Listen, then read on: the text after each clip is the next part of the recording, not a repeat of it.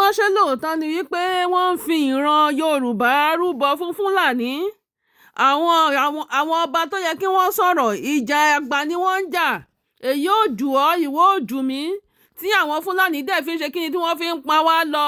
Ìjà àgbà lẹ́yìn ọba ń jà. Ẹ wò ó, in fact ó ní agbára o. Mo fẹ́ ká wá lọ gbọ́ bí bàbá Èkìtì máa ń ṣe ṣàlàyé àwọn ọ̀rọ̀ ilé ẹsẹ̀ pé tẹ́ ẹ bá dúró de ìjà àgbà tẹ́yìn ọba ń jà nǹkan máa bàjẹ́ jù báyìí lọ. Ẹ wá lọ gbọ́ bí wọ́n ṣe tún kọ́lẹ́pẹ́rẹ́ ọ̀rọ̀ yìí gidi gan ni. Ẹ jẹ́ ká jọ wá lọ gbọ́ o. Ìran Yorùbá àwọn tọ́lọ́run fi sípò ní dédé àkókò yìí tá à ń ké pè láti bí ọdún bíi 6 sẹ́yìn pé n tó ń bọ̀ yìí tá a bá ti gbà láyè tẹ́ ẹ dákẹ́ tẹ́ ẹ lọ́wọ́ sí pé tó bá délẹ̀ tán ṣọwọ́ wa máa ká a ní àti fẹ̀lẹ̀ kébò sí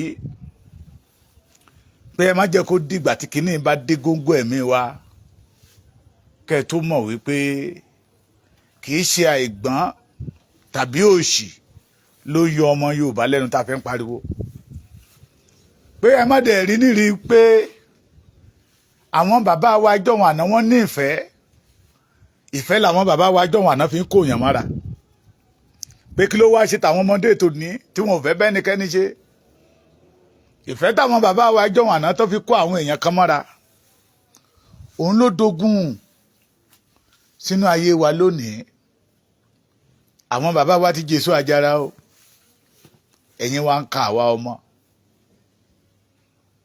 mo rí nínú newspaper lẹ́ni ṣé Punch ló gbé mo dẹ̀ sọkún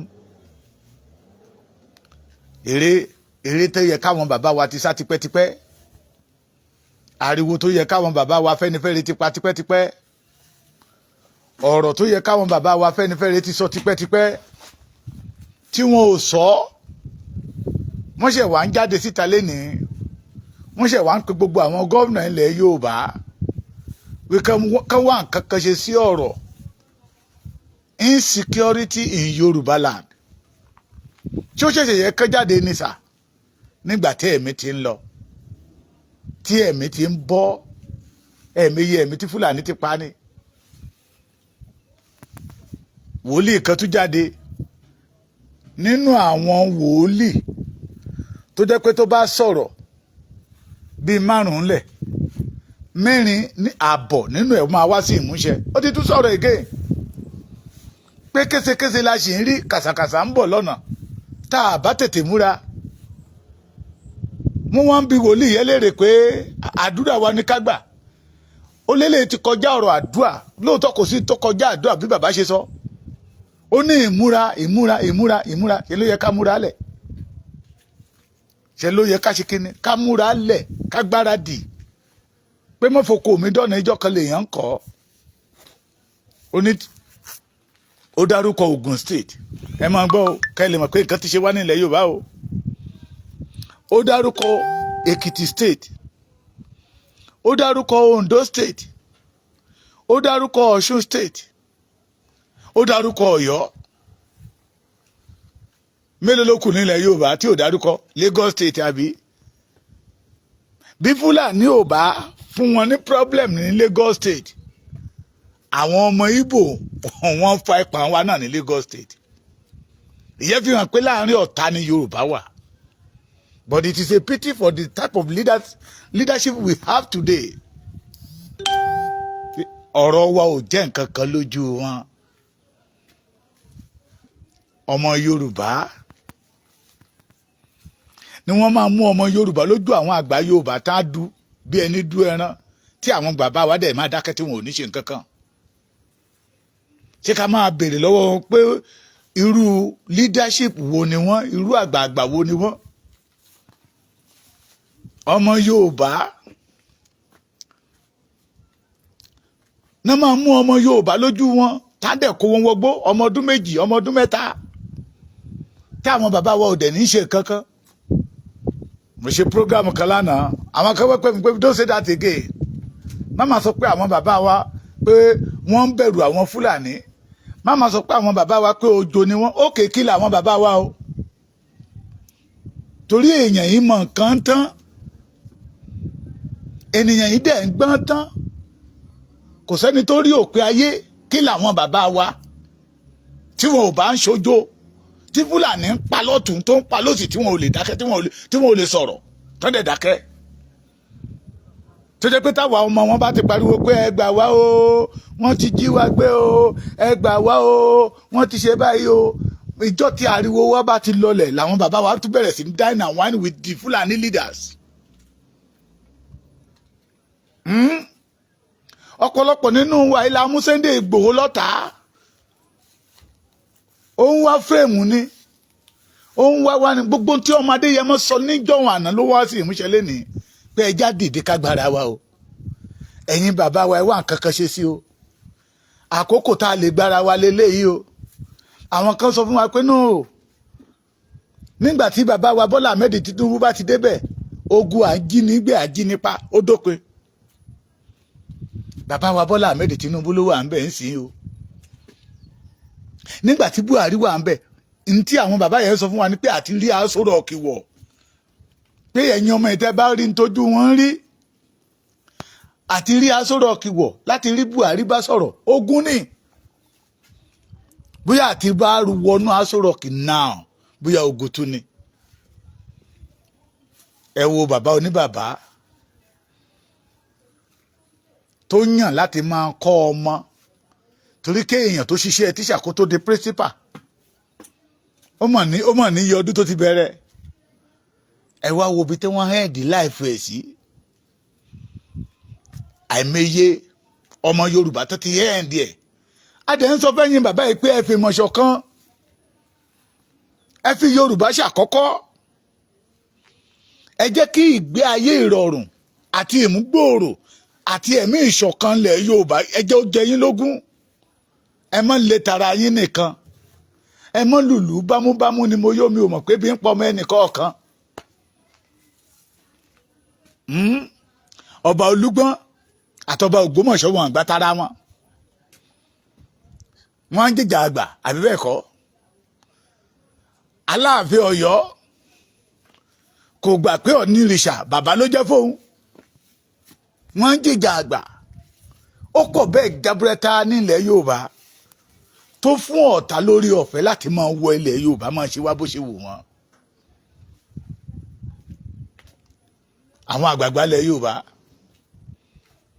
mo ṣe program kan mo ní kí ni ìyàtọ̀ láàrin CAN the Christian Association of Nigeria pẹ̀lú bandits wọ́n ní kí n mórí wá kí n mọ́rùn wá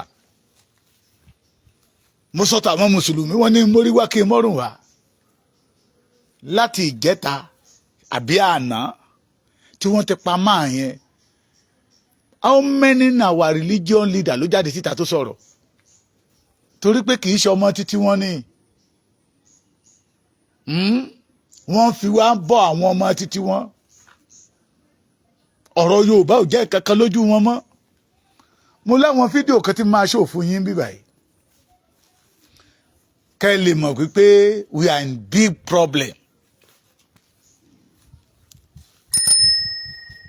Yorùbá kẹ́ ẹ lè mọ̀ pé we are in big problem torí òwò tẹ́nìyàn bá ti ń ṣe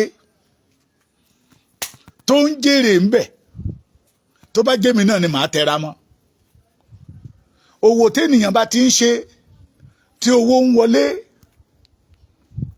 tó bá jẹ́yìn náà ni ẹ̀yin náà máa tẹra mọ́ ìjínigbé ìṣekúpani Fúlàní ti rí gẹ́gẹ́ bí ọ̀nà láti rí owó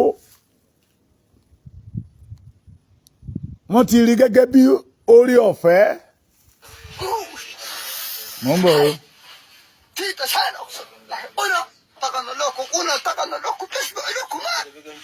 ṣé ẹ ń wò ó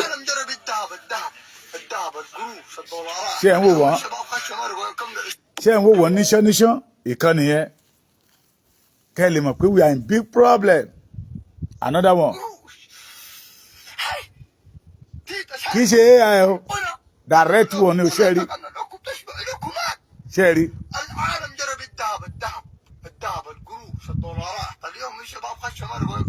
ransom nìyẹn o táwọn ènìyàn wá ń san another one níbi tó ti ń ka owó wọn ṣẹ́rí tó ti ń ka owó wọn ẹ jẹ́ kí n lóògùn yẹn torí copyright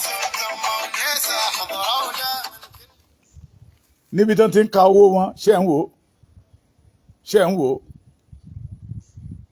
níbi tí Fúlàní ti ń ka owó ransom ṣé ẹ ráwọn ọmọ yẹn náṣánnáṣán àwọn bàbá wọn ti ró wọn lágbára wọn ti wá jẹ́ kó di mímọ̀ fún wọn wípé lóòótọ́ lẹ́yìn ò lọ léèwé lóòótọ́ lẹ́yìn ò kàwé ṣùgbọ́n orí ọ̀fẹ́ láti ní owó rèé ẹ ṣáà máa jí wọn gbé èyí tó bá ti ṣagídí nínú wọn ẹ pa wọ́n dànù kí làwọn bàbá wa rí ṣe sí àti pariwo ti pẹ́ pé àràbà wa gbẹ́dọ̀ túra mú pé odò ti fẹ́ máa gbárèrè lọ a ti sọ títí pé nígbà tí ikú bá pọ̀ ọmọ tálákà tán ọmọ olówó náà ní ọ̀tàwọ́ sí a ti sọ títí pé àárín ewu ní ìran Yorùbá wà a ti sọ fáwọn bàbá yìí pé this is not the time to play politics with the evil people the Fulani peoples a ti sọ wípé ẹ jẹ́ kí Yorùbá ó dá dúró ká bàa lè ní ìsinmi but our leader refuse to support our freedom ìyẹn ni pé wọn ò fẹ́ ìgbé ayé ìrọ̀rùn fún àwọn ọmọ Kóòtù Òjíire wọ́n fi ìran Yorùbá ń rúbọ fún àwọn Fúlàní ká má lè rí ojúrere àwọn Fúlàní wọ́n fi wá rúbọ fún wọn ní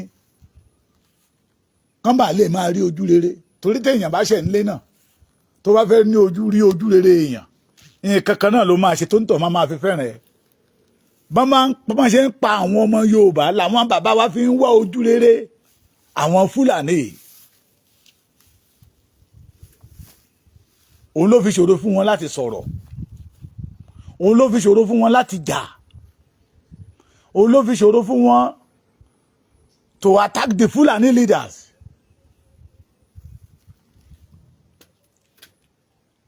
ṣé lóòótọ́ ìran Yorùbá jẹ́ ìkan nínú Nàìjíríà ṣá tẹ́ máa ń tẹ̀yìn tó bá ìjọmọ Yorùbá tó máa ń pẹ̀ lọ́mọ Nàìjíríà they are deceiving you ẹrú Nàìjíríà la jẹ́ àwọn tó ní Nàìjíríà lẹ́ ń wo àwọn ọmọ wọn yẹn torí tó bá jọmọ Yorùbá kan náà rí tó ṣorú nǹkan báyìí tó dẹ̀ ń ṣe fídíò tọ́lọ́pàá ò lè track wọn tó bá jẹ́ ọ̀bẹ lásán náà bá lọ́wọ́ ọmọ Yorùbá ní Èkìtì wa ń bí báyìí Ọlọ́run ló fi irú àwa ṣe orí ọ̀fẹ́ fún ọmọ yẹn ọmọ iléèwé ni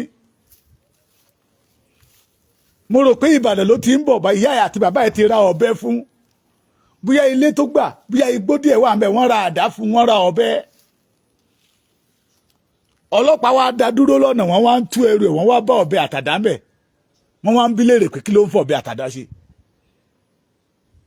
ọmọléèwé ni o wọ́n ti rí o wọ́n rí gbogbo ìwé dọ́kúmẹ́ǹtì ẹ̀ ńbẹ̀ tó fẹ́ lọ resume ní sí Èkìtì State University wọ́n dá dúró pé ó máa bí ọmọ ẹlẹ́gbẹ́ òkùnkùn ni ló fi kó àdá àti ọ̀bẹ dání ọmọ yẹn ní wọ́n rà fóun ni òun fi lọ sí school ni pé this is my first time in Èkìtì State àwa la gba ọmọ yẹn lẹ̀ lọ́wọ́ wọn pé tẹ́ ẹ bá rí àwọn tó gbé ìbọn tó kó AK-47 dání ẹ tó máa salute wọn ní ká máa lọ tó bá ti jẹ́ Fúlàní èèyàn ká wá máa pè yín lọ́mọ Nàìjíríà inú yín á máa dùn àǹfààní mo béèrè títí mi ò rí àgbààgbà ilẹ̀ Yorùbá kan tó lè dá mi lò pé àǹfààní wo gan láti ẹ̀jẹ̀ nínú Nàìjíríà since 1960 ká má wá sọ since 1914 pé àǹfààní wo la jẹ ó rọrùn fún àwọn àgbààgbà Fúlàní láti kó AK-47 fún àwọn ọmọ wọn ẹ máa fi pa wọ́n lọ kò sí ní tí ó ṣẹlẹ̀ ṣèbí àwọn àgbààgbà Yorùbá ni tẹ bá ti fún wọn ní appointment tẹ fún wọn lówó tẹ kọjí tẹ gbé jíìpù lé wọn lọ́wọ́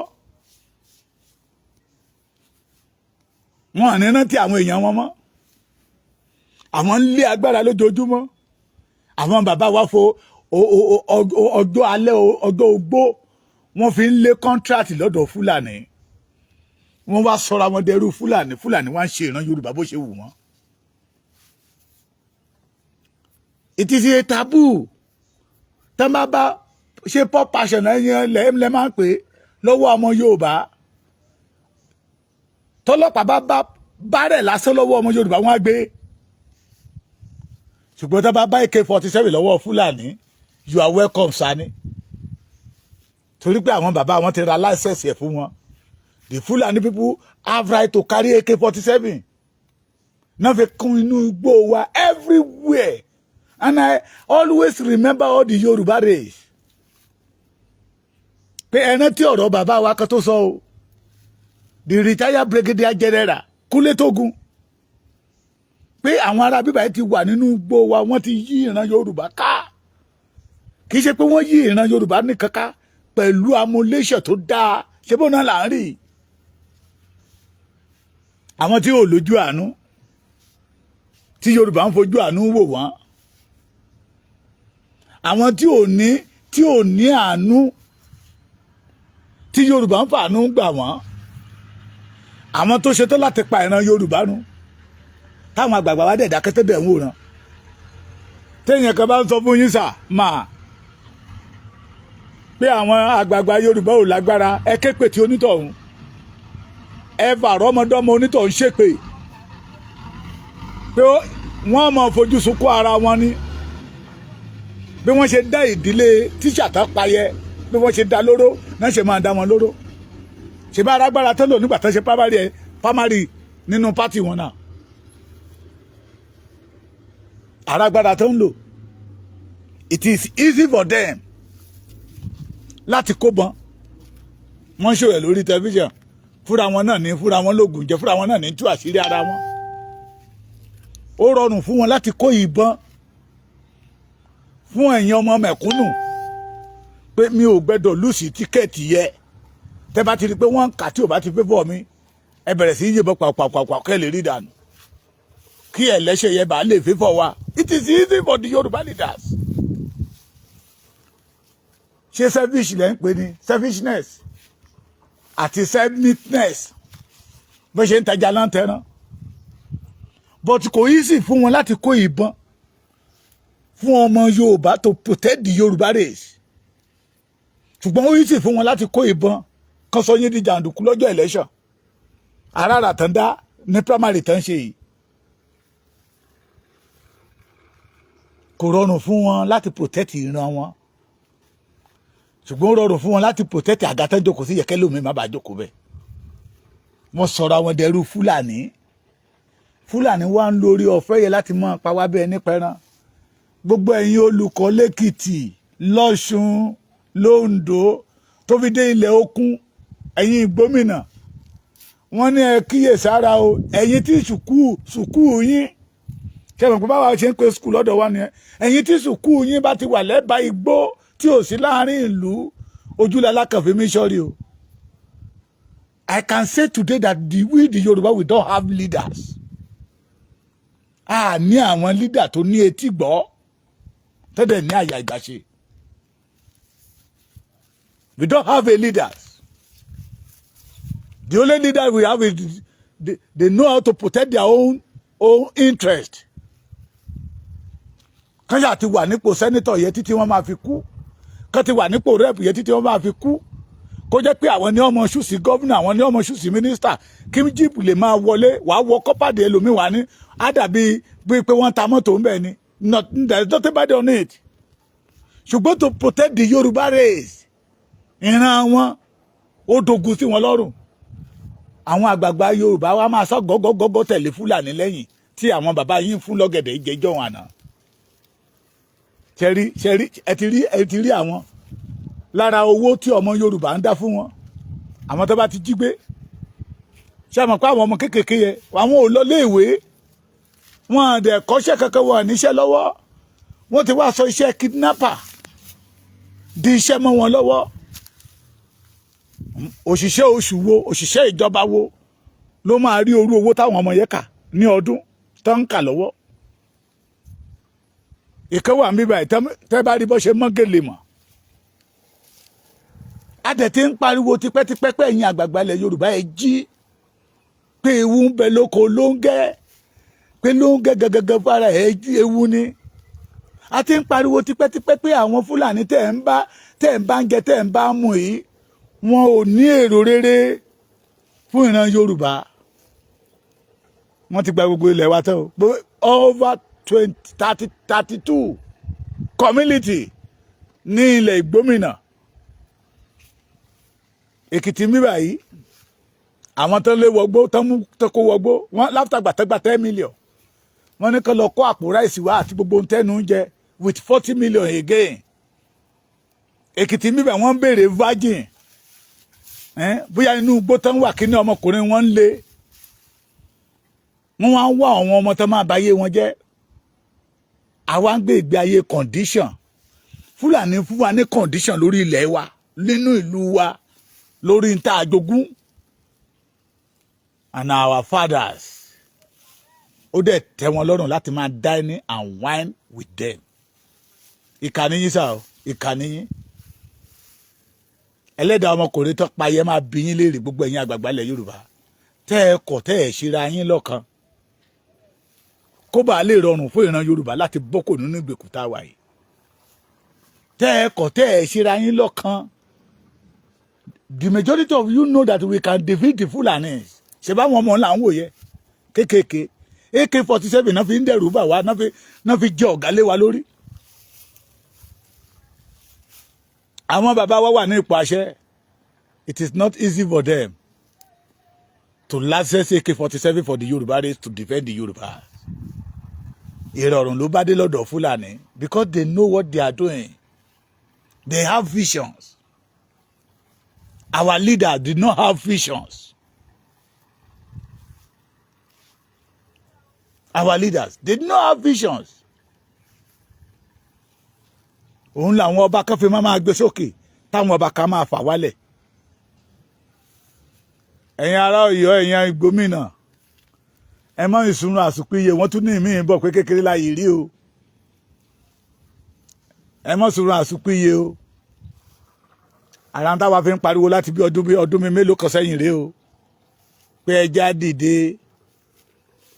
Now ẹni tó lọ́mọ ogun 5 million á rí o. Ní ìkórìtà tá a wà kò ní sọ̀rọ̀ kò ní wúkọ́.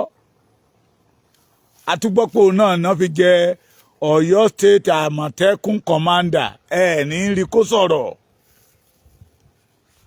Ṣùgbọ́n ó rọrùn fún Aláàfin láti fawọ́ ẹ̀ sókè. Irọ́ ń parọ́ fúnrọ́. Abatẹnijẹ́ pẹ̀lú ọ̀dàlẹ̀. Ẹ̀yin àgbà Yorùbá ẹni pé kò sí yàtọ̀ láàrin wọn. Abatẹnijẹ́ pẹ̀lú ọ̀dàlẹ̀ ẹni kò sí yàtọ̀ láàrin wọn. Ẹni bá fún lọ́mọ tí ò bá lè dúpẹ́. Tẹ́ ẹ bá fún nílé tẹ́ ẹ fún ní kankan ọ̀nà àtìgbàtẹ́ tọwọ́ ẹni ní ọmọ wá kiri irú wọn yìí nítẹ́ lọ́rùn. Àwọn bàbá wa ti dẹrú Fúlàní o. That is the number one ogun tó ń jà wá mo ti sọ tipẹ́tipẹ́ pé dídákẹ́ tí àwọn bàbá wa dákẹ́ ló jẹ́ kí àwọn ará bíbá ẹ̀ máa ń wọlé sí wa lára máa ṣe wá bó ṣe wù wọ́n. Tó bá jẹ́ pé àwọn bàbá wa ti ń sọ̀rọ̀ látijọ́ yìí táwọn náà ń gbójú iná tó di operation fire for fire operation no mercy wọn à ní ráyè wọ̀ wá lára bọ́n ṣe wọ̀ wá lára yìí. Mo pòwe níwájú àwọn tí ò yẹ kí n ti pòwe torí mo mọ̀ pé òwe yẹn máa yé wọn. Wọ́n ní ààrò tó bá tutù lẹ́dì yẹn máa ń sàbá sí. Ààrò tó bá tutù léwúrẹ́ máa ń sùn. Pé tá ààrò bá gbóná wọn bí yálàyà èdìyẹ kó sàbá sínú ẹ ọ̀run lala ní bẹ́ẹ̀ náà léwúrẹ́. Torí ewúrẹ́ gan mọ̀ pé ikú ni máa ń gbaṣọ lọ́rùn ewúrẹ́. Pé Yorùbá ààrò wá ti tutù jù. Ẹ jẹ́ ká káwọn náà ó gbé gbóná fún wọn. Kámàrà yè sinmi sí ọ̀dọ̀ wa tí tẹ́ ẹ bá dẹ̀ fún èdìyẹ lórí ọ̀fẹ́ láti sàbá sórí òrùlé yín tẹ́ ní ṣe bí èdìyẹ ni nígbà tó bá pamọ́ tọ́lẹ̀ máa mọ̀ kó kọjá èdìyẹ ni àti wọnú àti sunú lè yà á lágbára díẹ̀. Òun ló ṣẹlẹ̀ yìí o. Wọ́n ti polówó ní ilẹ̀ Yorùbá. Wọ́n ti pa bọ̀rọ̀kìnní ní ilẹ̀ Yorùbá. Wọ́n ti pa mẹ̀kúnnù ní ilẹ̀ Yorùbá. Wọ́n ti pọkùnrin, wọ́n ti pọbìnrin, wọ́n ti pọmọdé, wọ́n ti pàgbà. Síbẹ̀síbẹ̀ àwọn bàbá wa ṣì wà lójú oorun. Ẹ̀yin tẹ́ ẹ wà ní ipò agbára ẹ̀yin àgbààgbà ilẹ̀ Yorùbá, ẹ̀yin aláṣẹ ilẹ̀ Yorùbá, kí lẹ fẹ́ ká sọ nípa títí yín?